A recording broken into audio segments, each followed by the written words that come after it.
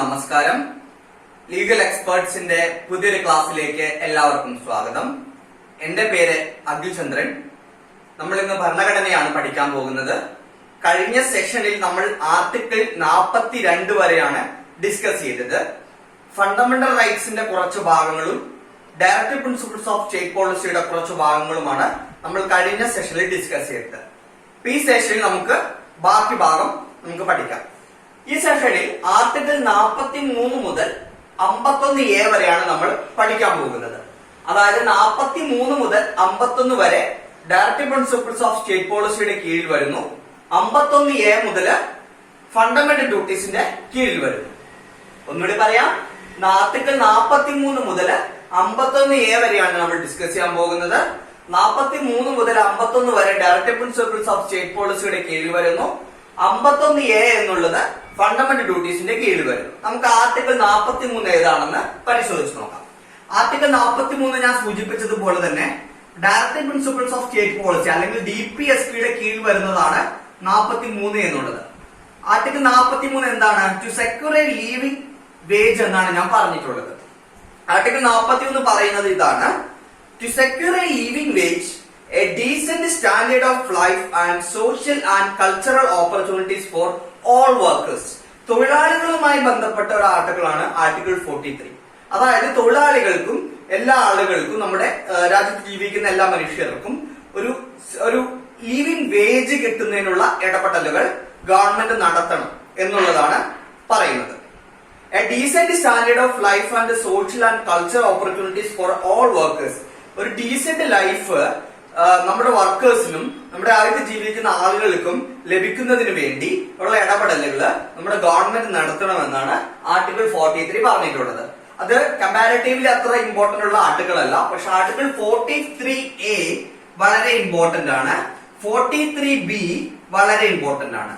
43Aയും 43Bയും എന്താണെന്ന് നോക്കാം.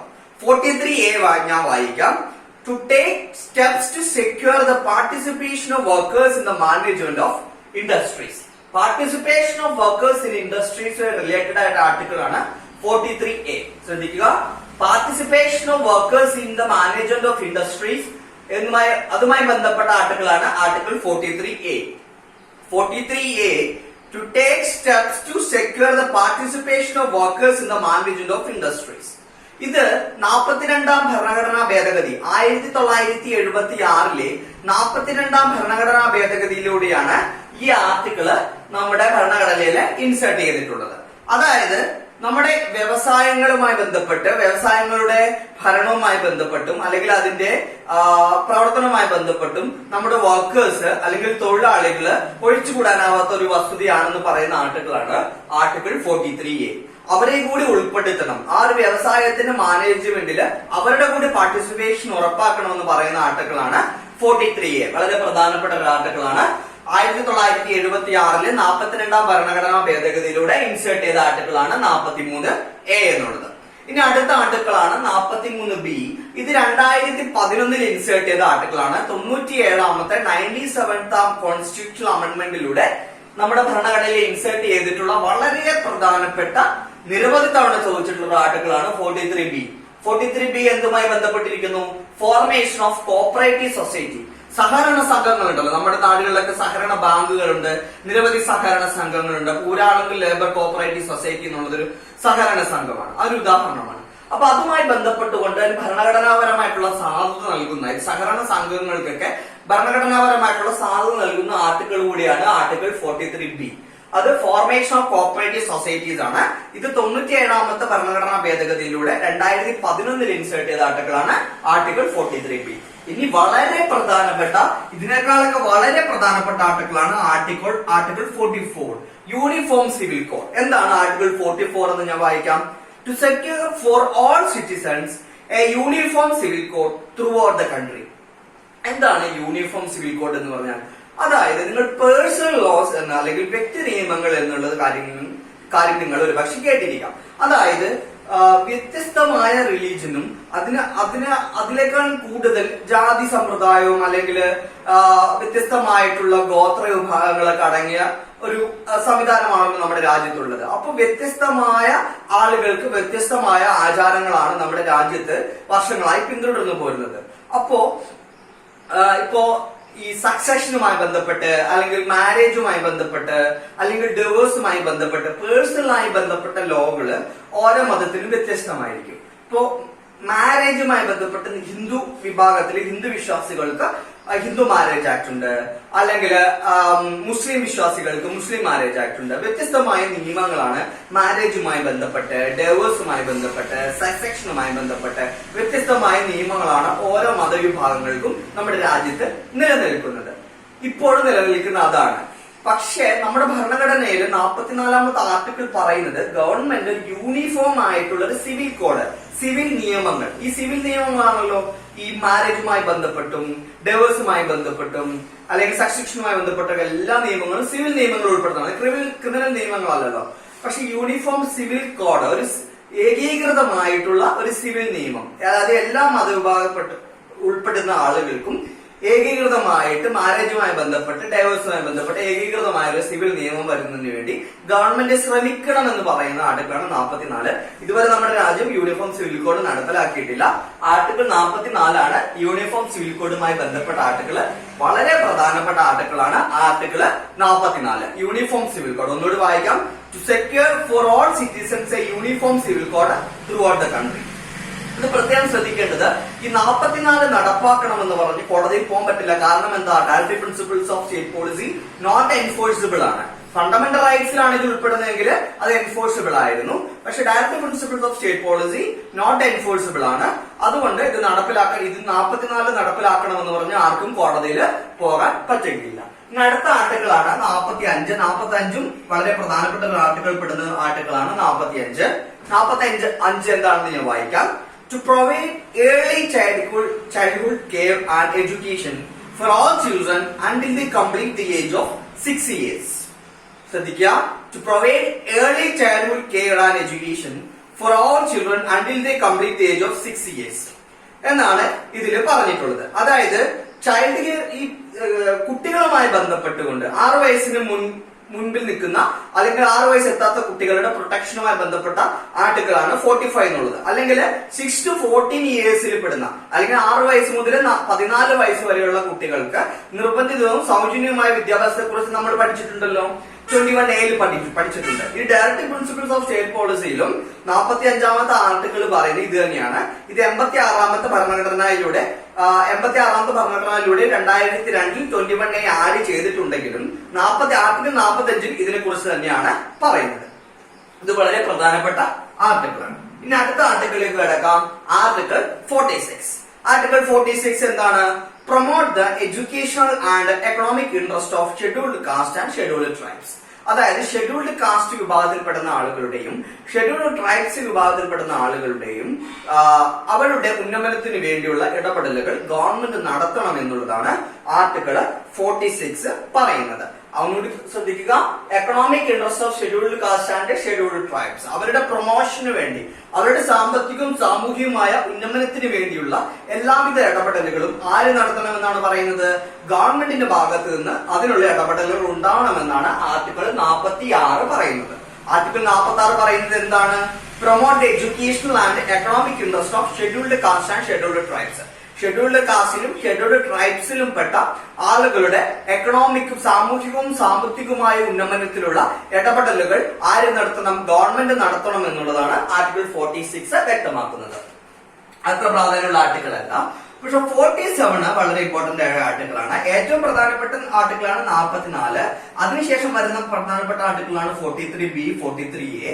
അതിനുശേഷം വരുന്ന പ്രധാനപ്പെട്ട ആർട്ടിക്കിളാണ് 47ഉം 48A. ഓക്കെ, 47 എന്താണ് പറയുന്നത് നോക്കാം. To prohibit consumption of intoxicating drinks and drugs which are injurious to health. അതായത് ഈ മദ്യപാനവുമായി ബന്ധപ്പെട്ട കാര്യങ്ങളെ കുറിച്ചൊക്കെ ഗവൺമെന്റ് വ്യക്തമായൊരു പോളിസി ഉണ്ടായിരിക്കണം. അതുകൂടാതെ തന്നെ അതിന്റെ ഉപഭോഗം കുറയ്ക്കുന്നതിന് വേണ്ടി ഗവൺമെന്റ് ഇടപെടലുകൾ നടത്തണമെന്ന് പറയുന്ന ആർട്ടിക്കിളാണ് ആർട്ടിക്കിൾ 47. അതായത് ഇൻടോക്സിക്കേറ്റിംഗ് ഡ്രഗ്സും ഡ്രിങ്ക്സിന്റെയും സ്വാധീനം സമൂഹത്തിൽ കുറയ്ക്കുന്നതിന് വേണ്ടിയുള്ള നിയമങ്ങളും നയങ്ങളും ഗവൺമെന്റ് രൂപീകരിക്കണം എന്ന് പറയുന്ന ആർട്ടിക്കിളാണ് ആർട്ടിക്കിൾ 47. ആർട്ടിക്കിൾ 47 ഒന്നുകൂടി പറയാം. To prohibit consumption of intoxicating drinks and drugs which are injuries to health. അതായത് ഹെൽത്തിന് ഇൻജൂറീസ് ആയിട്ടുള്ള ഡ്രിങ്ക്സും ഡ്രഗ്സും പ്രൊഹിബിറ്റ് ചെയ്യുന്നതിനുള്ള അല്ലെങ്കിൽ മദ്യം അതുപോലെ ലിക്വറുമായി ബന്ധപ്പെട്ട കാര്യങ്ങളെ കുറിച്ചുള്ള വ്യക്തമായ നയസമീപനം ഗവൺമെന്റിന് ഉണ്ടാകണം. അല്ലെങ്കിൽ അവയുടെ ഉപഭോഗം കുറയ്ക്കുന്നതിനുള്ള ക്രിയാത്മകമായ ഇടപെടലുകൾ ഗവൺമെന്റുകൾ നടത്തണം എന്ന് പറയുന്ന ആർട്ടിക്കിളാണ് ആർട്ടിക്കിൾ 47. അതൊരു പ്രധാനപ്പെട്ട ആർട്ടിക്കിളാണ്. 48 അത്ര വലിയ പ്രാധാന്യമുള്ള ആർട്ടിക്കിളൊന്നും അല്ല. 48 പറയുന്നത് to prohibit slaughter of cows calves എന്നാണ് പറയുന്നത്. അതായത് ഈ പശുവുമായി ബന്ധപ്പെട്ടതാണ് വിവാദങ്ങൾ നിലനിൽക്കുന്നുണ്ട്. അതുമായി ബന്ധപ്പെട്ട ഒരു ആർട്ടിക്കിളാണ് article 48, prohibition of slaughter of cows. ഇത് നടപ്പിലാക്കണമെന്ന് പറഞ്ഞാൽ ആർക്കും പോകാൻ പറ്റില്ല. ഇതുപോലെ തന്നെയാണ്. കാരണം ഡയറക്റ്റീവ് പ്രിൻസിപ്പിൾ ഓഫ് സ്റ്റേറ്റ് പോളിസിയിൽ ഉൾപ്പെടുന്നതാണ്. 44 പറഞ്ഞ പോലെ തന്നെയാണ്. അതായത് സ്ലോട്ടർ ഓഫ് കൗസ് പ്രൊഹിബിഷൻ ചെയ്യണം എന്ന് പറഞ്ഞിട്ട് നമുക്ക് കോടതിയിൽ പോകാൻ പറ്റില്ല. കാരണം ആർട്ടിക്കിൾ 48 ഇങ്ങനെ പറഞ്ഞിട്ടുണ്ട്. അതുകൊണ്ട് അത് നടപ്പിലാക്കണമെന്ന് നമുക്കൊരു പെറ്റീഷൻ കൊടുക്കാൻ പറ്റില്ല. കാരണം ഇത് നോട്ട് എൻഫോഴ്സിബിൾ ആണ്.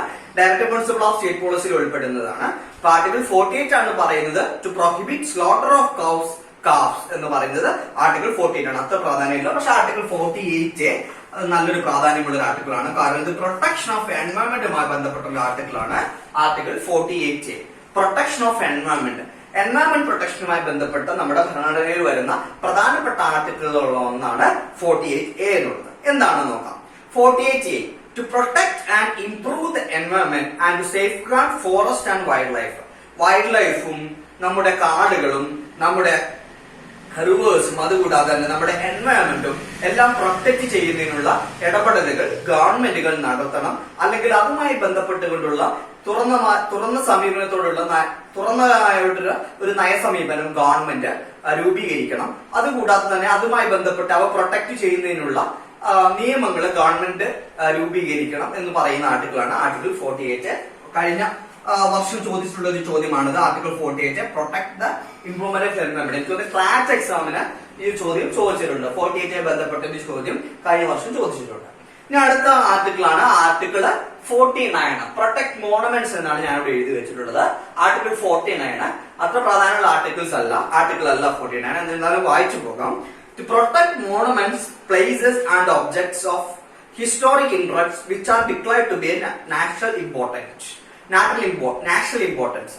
അതായത് ഇപ്പൊ താജ്മഹൽ ഒരു പബ്ലിക് ഒരു മോണമെന്റ് പ്ലേസ് ആണ്. അല്ലെങ്കിൽ ഒരു നമ്മുടെ ലോകാത്ഭുതങ്ങളിൽ ഉൾപ്പെടുന്ന ഒരു ഇൻസ്റ്റിറ്റ്യൂഷൻ ആണല്ലോ നമ്മുടെ താജ്മഹൽ എന്നുള്ളത്.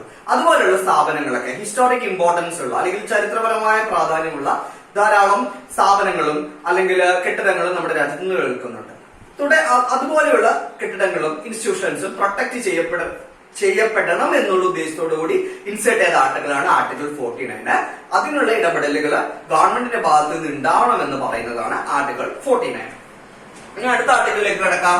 Article 50 separation of judiciary from executive. വളരെ പ്രധാനപ്പെട്ട ആർട്ടിക്കിളാണ് article 50 separation of judiciary from executive.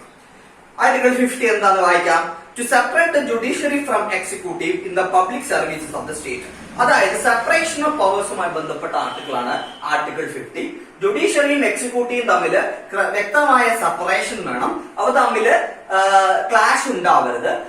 അവയുടെ അധികാര പരിധികളെ കുറിച്ചും അല്ലെങ്കിൽ അവയുടെ നിയമാവലികളെ കുറിച്ചുള്ള വ്യക്തമായ ബോധ്യം ഗവൺമെന്റിന് ഉണ്ടാകണം. അല്ലെങ്കിൽ ഗവൺമെന്റിന് അതുമായി ബന്ധപ്പെട്ട പോളിസികൾ നിയമങ്ങൾ രൂപീകരിക്കണം എന്ന് പറയുന്ന ആർട്ടിക്കിളാണ് ആർട്ടിക്കിൾ 50. വളരെ പ്രധാനപ്പെട്ട 44 പോലെ അല്ലെങ്കിൽ 48A പോലെ വളരെ പ്രധാനപ്പെട്ട ഒരു ആർട്ടിക്കിളാണ് ആർട്ടിക്കിൾ 50. അടുത്ത ആർട്ടിക്കിളാണ് ആർട്ടിക്കിൾ 51. അവസാനത്തെ ഡയറക്റ്റീവ് പ്രിൻസിപ്പിൾസ് ഓഫ് സ്റ്റേറ്റ് പോളിസിയിൽ ഉൾപ്പെടുന്ന അവസാനത്തെ ആർട്ടിക്കിളാണ് ആർട്ടിക്കിൾ 51. അത്ര വലിയ പ്രാധാന്യമുള്ള ആർട്ടിക്കിൾ ഒന്നുമല്ല, പക്ഷെ ഞാൻ വായിച്ചു പോകാം. Article 51 to promote international peace and security and maintain just and honourable relations between nations. Article 51 കുറിച്ച് പറയുന്നത് എന്താണ് പറയുന്നത്? To promote international peace and security. International പീസും സെക്യൂരിറ്റിയും പ്രൊമോട്ട് ചെയ്യുന്നതിന് വേണ്ടി ഗവൺമെന്റ് ഇടപെടലുകൾ നടത്തണമെന്നാണ് ആർട്ടിക്കിൾ 51 പറയുന്നത്. അപ്പൊ നമ്മൾ directive principle of state policy ഇവിടെ കംപ്ലീറ്റ് ചെയ്തിരിക്കുകയാണ്. 43 മുതൽ 51 വരെയാണ് ഡയറക്റ്റീവ് പ്രിൻസിപ്പിൾ ഓഫ് സ്റ്റേറ്റ് പോളിസിയിൽ ഉൾപ്പെടുന്ന ആർട്ടിക്കിൾസ്. അതിൽ പ്രധാനപ്പെട്ട ആർട്ടിക്കിൾസ് ഏറ്റവും പ്രധാനപ്പെട്ടതാണ് യൂണിഫോം സിവിൽ കോഡ് ആർട്ടിക്കിൾ 44. അതിനുശേഷം വരുന്ന പ്രാധാന്യത്തോടുള്ള ആർട്ടിക്കിളാണ് 48A protect of environment and wild life and forest. അതിനുശേഷം 50 separation of judiciary from executive. പിന്നെ 43Aയും 43Bയും വളരെ പ്രധാനപ്പെട്ടതാണ്. 43A participation of workers in the management of industries. 43B formation of cooperative society. സഹകരണ സംഘങ്ങൾക്ക് ഭരണഘടനാപരമായിട്ടുള്ള സാധുത നൽകുന്ന ആർട്ടിക്കിളാണ് 43B. ഇനി നമുക്ക് ആർട്ടിക്കിൾ 51A എന്താണെന്ന് പരിശോധിച്ച് നോക്കാം. 51A എന്ന് പറഞ്ഞാൽ ഫണ്ടമെന്റൽ ഡ്യൂട്ടീസിനെ കുറിച്ച് പറയുന്ന കാര്യങ്ങളാണ് ആർട്ടിക്കിൾ 51A എന്നുള്ളത്. 51Aയിലാണ് ഈ ഫണ്ടമെന്റൽ ഡ്യൂട്ടീസ് മുഴുവനും ഉൾപ്പെടുത്തിയിട്ടുള്ളത്. ഇത് പ്രത്യേകം ശ്രദ്ധിക്കുക. 1950 ജനുവരി 26 നമ്മുടെ ഭരണഘടന നിലവിൽ വരുമ്പോൾ എത്ര ഫണ്ടമെന്റൽ ഡ്യൂട്ടീസ് ഉണ്ടായിരുന്നു ചോദിച്ചു കഴിഞ്ഞാൽ 0 ആണ് ഉത്തരം. കാരണം നമ്മുടെ ഭരണഘടന നിലവിൽ വരുമ്പോൾ ഒറ്റ ഫണ്ടമെന്റൽ ഡ്യൂട്ടീസ് പോലും ഉണ്ടായിരുന്നില്ല. 1976 42ാം ഭരണഘടനാ ഭേദഗതിയിലൂടെയാണ് 10 ഫണ്ടമെന്റൽ ഡ്യൂട്ടീസ് നമ്മുടെ ഭരണഘടനയിൽ ഇൻസെർട്ട് ചെയ്തത്. ഇപ്പോ 1976 മുമ്പിൽ ഒരു കമ്മിറ്റി രൂപീകരിച്ചിരുന്നു. സ്വരൺ സിംഗ് കമ്മിറ്റി എന്നാണ് ആ കമ്മിറ്റിയുടെ പേര്. അത് ഫണ്ടമെന്റൽ ഡ്യൂട്ടീസുമായി ബന്ധപ്പെട്ട കമ്മിറ്റി ഏതാണെന്ന് ചോദിച്ചു കഴിഞ്ഞാൽ അതിനുത്തരം ഏതാണ്? സ്വരൺ സിംഗ് കമ്മിറ്റിയാണ്. സ്വരൺ സിംഗ് കമ്മിറ്റിയാണ് ഫണ്ടമെന്റൽ ഡ്യൂട്ടീസ് എന്നുള്ള ഒരു കൺസെപ്റ്റ് നമ്മുടെ രാജ്യത്ത് ഇൻട്രൊഡ്യൂസ് ചെയ്യുന്നതും അത് നമ്മുടെ ഭരണഘടനയിൽ ഇൻസേർട്ട് ചെയ്യണമെന്ന് റെക്കമെൻഡ് ചെയ്ത കമ്മിറ്റിയാണ് സ്വരൺ സിംഗ് കമ്മിറ്റി. ഇത് നമ്മള് ഈ ഫണ്ടമെന്റൽ ഡ്യൂട്ടീസ് എന്നുള്ള ഒരു കൺസെപ്റ്റ് ഇൻസ്പയർ ചെയ്തിട്ടുള്ളത് USSRൽ നിന്നാണ്. USSR ഭരണഘടനയിൽ ഇങ്ങനെ ഒരു കൺസെപ്റ്റ് അവർ ഇൻസേർട്ട് ചെയ്തിട്ടുണ്ട്. അതൊക്കെ വിശദമായി പഠിച്ചതിന് ശേഷം പിന്നെ ജപ്പാൻ ഇൻസേർട്ട് ചെയ്തിട്ടുണ്ട്. പക്ഷെ വളരെ പ്രധാനപ്പെട്ട രാജ്യമായ ജർമ്മനി, ഫ്രാൻസ് അതുപോലുള്ള USA പോലുള്ള പ്രധാനപ്പെട്ട രാജ്യങ്ങളും ഭരണഘടനയിലൊന്നും ഇങ്ങനൊരു കൺസെപ്റ്റ് ഇല്ല. പക്ഷെ USSRൽ നിന്നാണ് നമ്മൾ ഇത് കടംകൊണ്ടിട്ടുള്ളത്. ജപ്പാനിലും ഇതുപോലുള്ള ഒരു ഫണ്ടമെന്റൽ ഡ്യൂട്ടീസ് എന്നുള്ള കൺസെപ്റ്റ് അവരുടെ ഭരണഘടനയിൽ ഇൻസേർട്ട് ചെയ്തിട്ടുണ്ട്. അപ്പൊ 1976 42ാം ഭരണഘടനാ ഭേദഗതിയിലൂടെയാണ് നമ്മൾ ഈ ഫണ്ടമെന്റൽ ഡ്യൂട്ടീസ് എന്ന കൺസെപ്റ്റ് നമ്മുടെ ഭരണഘടനയിൽ ഇൻസേർട്ട് ചെയ്തത്. സ്വരൺ സിംഗ് കമ്മിറ്റിയാണ് അങ്ങനെ ഒരു കൺസെപ്റ്റ് നമ്മുടെ ഭരണഘടനയിൽ ഇൻസേർട്ട് ചെയ്യണമെന്ന് റെക്കമെൻഡ് ചെയ്തത്. ഇത് പാർട്ട് 4A ഫണ്ടമെന്റൽ ഡ്യൂട്ടീസ് ഉൾപ്പെടുത്തിയിട്ടുള്ളത്. ആർട്ടിക്കിൾ ഏതാണ്? 51A ആണ്. Article 51A part 4A fundamental duties എന്ന കൺസെപ്റ്റ് ആഡ് ചെയ്തിട്ടുള്ളത്. പിന്നെ ഇവിടെ എഴുതിയിട്ടുണ്ട് Swaran Singh committee 8 fundamental duties ആണ് റെക്കമെൻഡ് ചെയ്തത്. 8 ഫണ്ടമെന്റൽ ഡ്യൂട്ടീസ് ആഡ് ചെയ്യണമെന്ന് പറഞ്ഞിട്ടാണ് റെക്കമെൻഡ് ചെയ്തത്. പക്ഷെ 1976 42ാം ഭരണഘടനാ ഭേദഗതിയിൽ 10 ഫണ്ടമെന്റൽ ഡ്യൂട്ടീസ് ആണ് ഇൻസേർട്ട് ചെയ്തത്. 8 ഫണ്ടമെന്റൽ ഡ്യൂട്ടീസ് ആണ് റെക്കമെൻഡ് ചെയ്തതെങ്കിലും 1976 42ാം ഭരണഘടനാ ഭേദഗതിയിലൂടെ 10 ഫണ്ടമെന്റൽ ഡ്യൂട്ടീസ് ഇൻസേർട്ട് ചെയ്തിട്ടുണ്ട്. ഞാനൊരു വളരെ പ്രധാനപ്പെട്ട ഒരു 5 ഫണ്ടമെന്റൽ ഡ്യൂട്ടീസ് അല്ല 6 ഫണ്ടമെന്റൽ ഡ്യൂട്ടീസ് വായിച്ചു പോകാം. ഒന്നാമത്തെ 11 ഉണ്ട്. അതിൽ 6 നിങ്ങളൊന്ന് മനസ്സിലാക്കിയിരിക്കേണ്ടോ. ബാക്കിയൊന്നും അത്ര പ്രാധാന്യമുള്ള ആർട്ടിക്കിൾ അല്ല.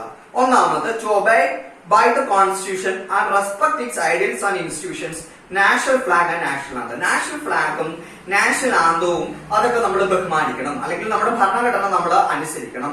ഭരണഘടനയിൽ പറഞ്ഞിട്ടുള്ള ഇൻസ്റ്റിറ്റ്യൂഷൻസിനെ നമ്മൾ ബഹുമാനിക്കണം എന്ന് പറയുന്നതും ഫണ്ടമെന്റൽ ഡ്യൂട്ടീസിൽ പറഞ്ഞിട്ടുണ്ട്.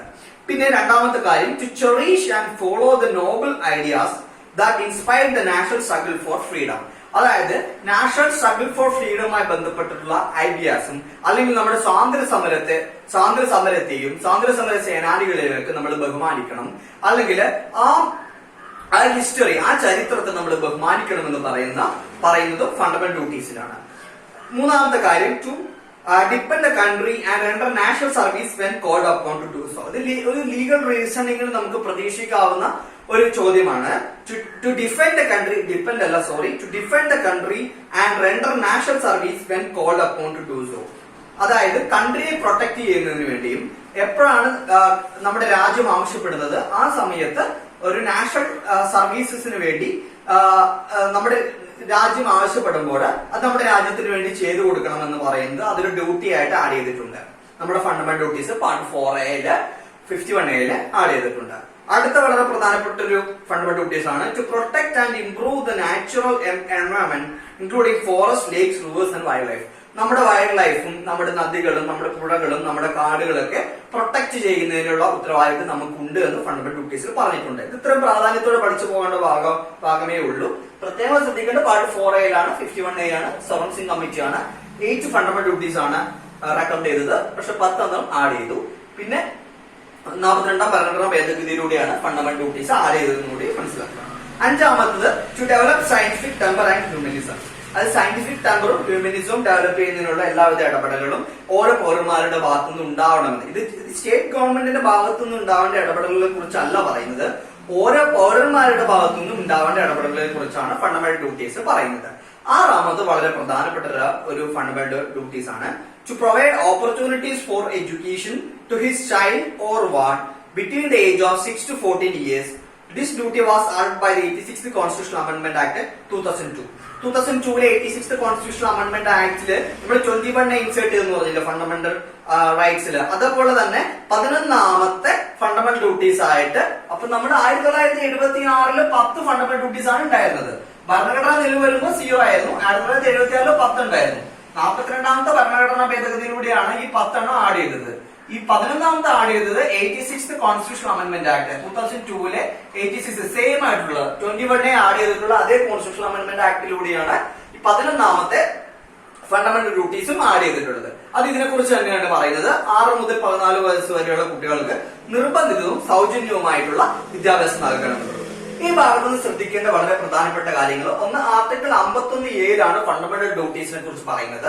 പാർട്ട് 4A പറയുന്നത് സൊറൻ സിംഗ് കമ്മിറ്റിയാണ് ഫണ്ടമെന്റൽ ഡ്യൂട്ടീസ് ഇൻസേർട്ട് ചെയ്യണം എന്ന് പറഞ്ഞ് റെക്കമെൻഡ് ചെയ്തത്. പിന്നെ നമ്മൾ ഈ കൺസെപ്റ്റ് ഇൻസ്പയർ ചെയ്തത് USSRൽ നിന്നാണ്. Swaran Singh committee 8 fundamental duties ആണ് റെക്കമെൻഡ് ചെയ്തത്. പക്ഷെ നമ്മൾ 1976 42ാം ഭരണഘടനാ ഭേദഗതിയിലൂടെ 10 ഫണ്ടമെന്റൽ ഡ്യൂട്ടീസ് നമ്മൾ ആഡ് ചെയ്തു. 11ാമത്തെ ഫണ്ടമെന്റൽ ഡ്യൂട്ടീസ് നമ്മൾ ആഡ് ചെയ്തത് 86th കോൺസ്റ്റിറ്റ്യൂഷൻ അമെന്റ്മെന്റ് ആക്ടിലൂടെയാണ് 11ാമത്തെ ഫണ്ടമെന്റൽ ഡ്യൂട്ടീസ് ആഡ് ചെയ്തത്. പ്രത്യേകം ശ്രദ്ധിക്കേണ്ടത് ഇപ്പൊ എത്ര ഫണ്ടമെന്റൽ ഡ്യൂട്ടീസ് ഉണ്ട് എന്ന് ശ്രദ്ധിക്കുക. ഇപ്പോൾ ടോട്ടൽ 11 ഫണ്ടമെന്റൽ ഡ്യൂട്ടീസ് ആണ് ഇപ്പോൾ ഉള്ളത്. 2021 മാർച്ച് മാസമുള്ളത് ടോട്ടൽ 11 ഫണ്ടമെന്റൽ ഡ്യൂട്ടീസ് ആണ് ഉള്ളത്. When Constitution came into force, ഭരണഘടന നിലവിൽ വരുമ്പോൾ എത്ര ഫണ്ടമെന്റൽ ഡ്യൂട്ടീസ് ഉണ്ടായിരുന്നു? ഒറ്റ ഫണ്ടമെന്റൽ ഡ്യൂട്ടീസ് ഉണ്ടായിരുന്നില്ല, 0 എന്നാണ് അതിന്റെ ഉത്തരം. 1976 42ാം ഭരണഘടനാ ഭേദഗതിക്ക് ശേഷം എത്ര ഫണ്ടമെന്റൽ ഡ്യൂട്ടീസ് ഉണ്ടായിരുന്നു? 10 ഫണ്ടമെന്റൽ ഡ്യൂട്ടീസ് ആണ് ഉണ്ടായിരുന്നത്. ഈ 11ാമത്തെ ഫണ്ടമെന്റൽ ഡ്യൂട്ടീസ് ആഡ് ചെയ്തത് 2002 അപ്പൊ ഇപ്പൊ എത്ര ഫണ്ടമെന്റൽ ഡ്യൂട്ടീസ് ഉണ്ട്? 11.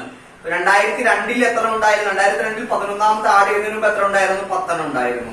1976 42ാം ഭരണഘടനാ ഭേദഗതിയിലൂടെയാണ് 10 ഫണ്ടമെന്റൽ ഡ്യൂട്ടീസ് ആഡ് ചെയ്തത്. 1976 മുമ്പ് അല്ലെങ്കിൽ ഭരണഘടന നിലവിൽ വരുമ്പോൾ നമുക്ക് ഫണ്ടമെന്റൽ ഡ്യൂട്ടീസ് ഒന്നും ഉണ്ടായിരുന്നില്ല, 0 ആയിരുന്നു. ഓക്കെ, മനസ്സിലായല്ലോ. 43 മുതൽ 51A വരെയാണ് നമ്മൾ ഇന്ന് ഡിസ്കസ് ചെയ്തത്. ഇതിൽ പ്രധാനപ്പെട്ട ആർട്ടിക്കിൾസ് 44 വളരെ പ്രധാനപ്പെട്ടതാണ്, 50 വളരെ പ്രധാനപ്പെട്ടതാണ്, 48A പ്രധാനപ്പെട്ടതാണ്, 43Bയും 43Aയും പ്രധാനപ്പെട്ടതാണ്. പിന്നെ ഈ പറഞ്ഞ 51A part 4A സൊറൻ Singh committee 8 fundamental duties add ചെയ്ത് 10 ആണ്. 11ാമത്തെ 86th കോൺസ്റ്റിറ്റ്യൂഷൻ അമെന്റ്മെന്റ് 2002 ആഡ് ചെയ്തത്. ടോട്ടല് ഇപ്പോൾ 11 ഫണ്ടമെന്റൽ ഡ്യൂട്ടീസ് ഉണ്ട്. പിന്നെ കോൺസ്റ്റിറ്റ്യൂഷൻ നിലവിൽ വരുമ്പോൾ 0 ആയിരുന്നു. 1976 42ാം ഭരണഘടനാ ഭേദഗതിയിലൂടെയാണ് 10 ആഡ് ചെയ്തത്. ഓക്കെ, ഇത്ര ഇതിലൂടെ നമ്മൾ director principle of state policy കഴിയുകയാണ്, ഫണ്ടമെന്റൽ ഡ്യൂട്ടീസും കഴിയുകയാണ്. ഇനി നമ്മൾ അടുത്ത സെഷനിൽ നമ്മൾ പഠിക്കാൻ പോകുന്നത് ഹൈക്കോടതികളെയും സുപ്രീം കോടതികളെയും കുറിച്ചാണ്. Okay, thank you.